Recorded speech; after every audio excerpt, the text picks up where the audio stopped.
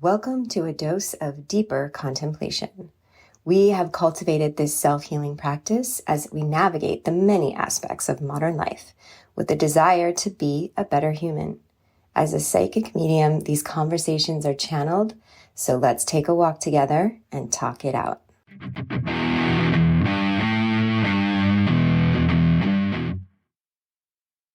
On this walk, we are working through some feelings that can be described as heaviness, sadness, hopelessness.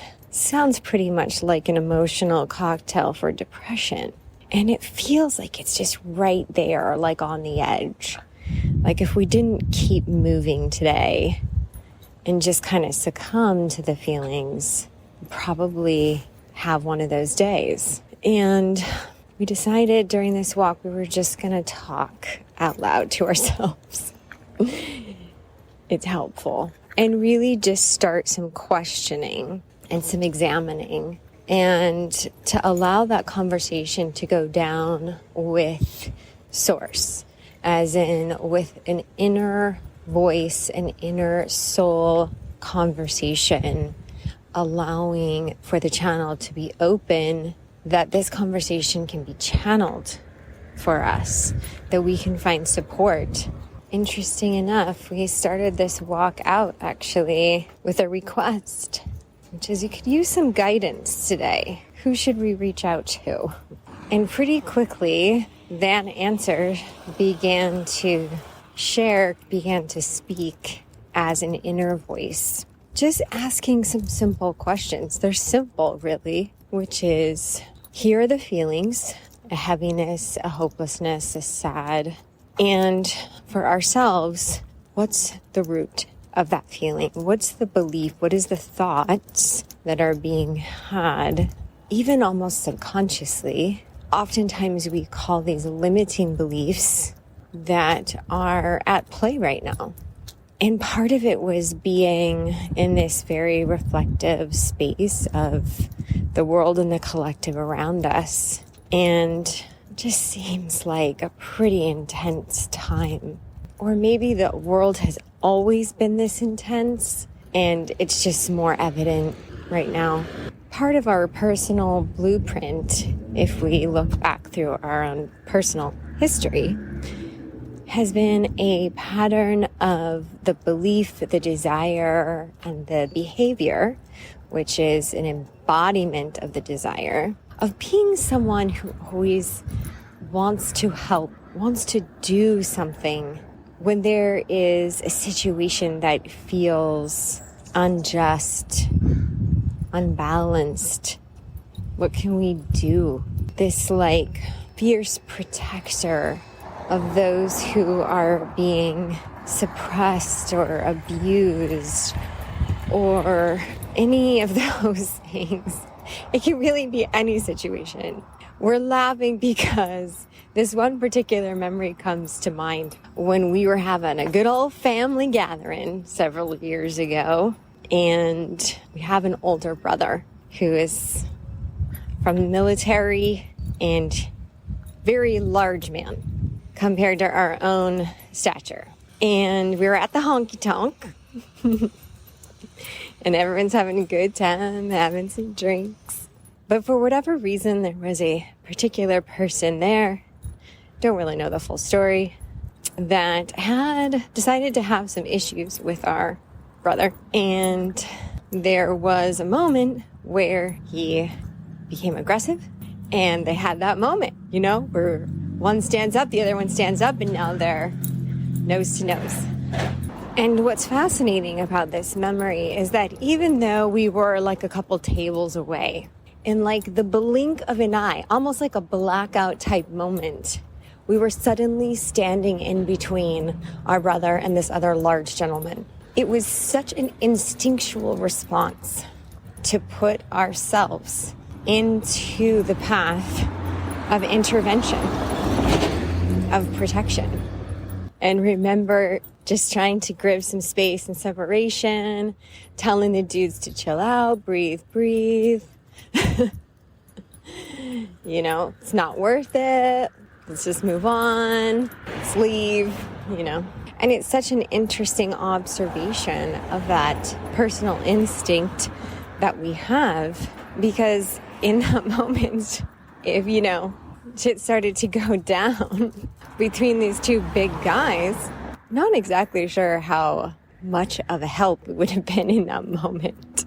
But it didn't matter at the time. It didn't matter. There was an override, and it was almost like our presence alone was all that was needed. It had nothing to do with stature, strength, just a different energy disrupting the field of energy of those two very triggered and aggressive beings. Now, this is a very specific memory, but it's definitely feeling like a metaphor for all sorts of different scenarios.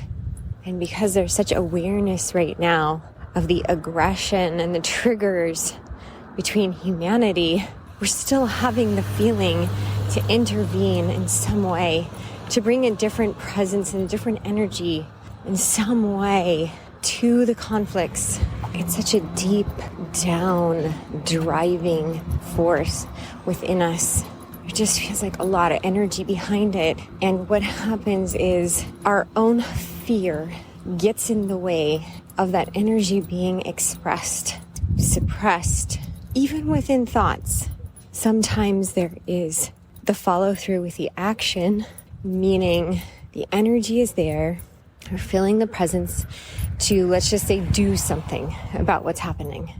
And we have the visions and we have the downloads and what it is that we can do to make an impact. It's clear and it's doable. And it feels like doing those things would be answering this soul calling. And some days that's embodied. But then there's times where those limiting beliefs are really loud, where they say it won't matter. It won't matter what you do or what you say. No one is going to listen. No one is going to care. No one is going to join. So much doubt. And if that self-doubt is actually listened to, well, then nothing happens. It doesn't mean that that energy or that calling goes away. It just starts to feel bottled up. It starts to feel heavy. It feels hopeless. And that's really the connection that we're seeing for ourselves today. Well, we need to just talk it out with ourselves. The questions were so simple, so clear. What are you afraid of? It could be a long list. That's fine. So many of them are just futurized projections that are being led by this limiting belief.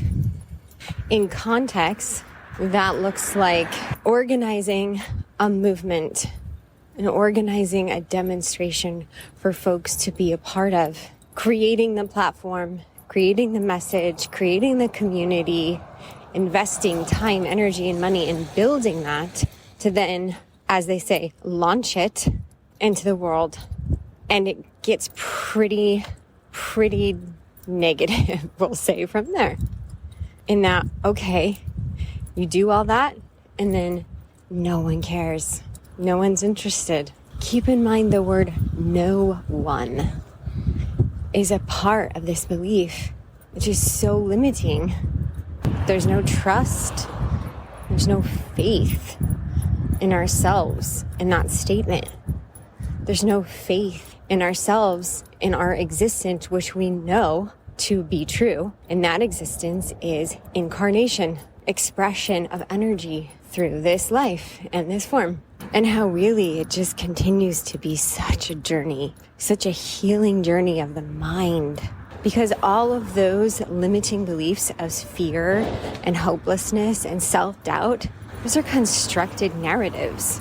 Those are only in place because they have been told to us through an external human-based world. It is not an easy thing to do, to rise above that every day, especially right now. So then we continue into this conversation to see these limiting beliefs and ask the question, okay, so you organize and you put something together, this vision that's been downloaded, that wants to be birthed and created into reality in the human realm. From the ether of inspiration and ideas and downloads into the physical of the human realm. And you create it, and you do the launching of this.